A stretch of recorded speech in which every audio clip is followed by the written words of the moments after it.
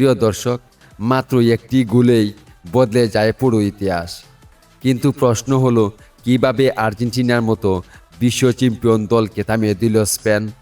কেন মেসিদের আক্রমণ একের পর এক ব্যর্থ হলো? আর কোন কৌশল ব্যবহার করে স্পেন পুরো ম্যাচে বলের দখল নিজেদের নিয়ন্ত্রণে রাখলো? আজকের ভিডিওতে আমরা বিশ্লেষণ করব স্পেনের বিশ্বকাপ জয়ের আসল রহস্য, দেখব সেই জয় সূচক গোলের গল্প এবং জানব কেন এই ফাইনালকে ইতিমধ্যেই আধুনিক ফুটবলের অন্যতম সেরা ফাইনাল বলা হচ্ছে। তাই ভিডিওটি শেষ পর্যন্ত দেখুন, কারণ এমন কিছু তথ্য রয়েছে যা হয়তো এখনও অনেক ফুটবল ভক্তই জানেন না। 2026 বিশ্বকাপের ফাইনালে ফুটবল বিশ্ব দেখেছে এক দারুণ লড়াই। বর্তমান চ্যাম্পিয়ন আর্জেন্টিনাকে 1-0 গোলে হারিয়ে বিশ্ব চ্যাম্পিয়ন হয়েছে স্পেন। অতিরিক্ত সময়ে করা একটি গোলই বদলে দিয়েছে পুরো ম্যাচের ভাগ্য। ম্যাচের শুরু থেকেই স্পেনের বলের দখল নিজেদের কাছে রাখার চেষ্টা করে।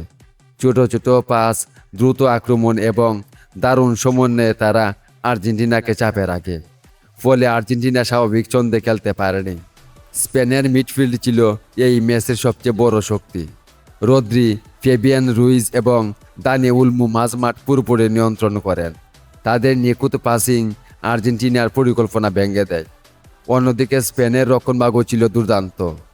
মেসি ও জুলিয়াস আলভারেজ সুযোগ তৈরি করার চেষ্টা করলেও স্প্যানিশ ডিফেন্ডাররা তাদের আটকে দেন।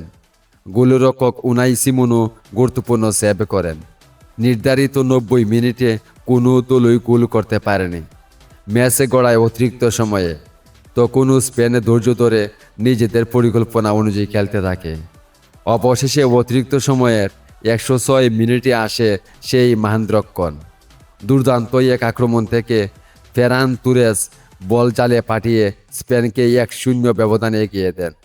শেষ বাঁশি বাজার সঙ্গে সঙ্গে শুরু হয় স্পেনের উত্তেজনা, আর আর্জেন্টিনার স্বপ্ন ভেঙে যায় বিশ্বকাপ ধরে রাখার। স্পেন প্রমাণ করে দেয় দলগত ফুটবলই সবচেয়ে বড় শক্তি। আপনার মতে এই ফাইনালের সেরা খেলোয়াড় কে ছিলেন? ফেরান তুরেস, রদ্রি নাকি অন্য কেউ? আপনার মতামত অবশ্যই কমেন্টে জানাতে ভুলবেন না। আর এমন আরও বিশ্বকাপ আপডেট পেতে আমাদের চ্যানেলটি সাবস্ক্রাইব করে রাখুন। ধন্যবাদ সবাইকে।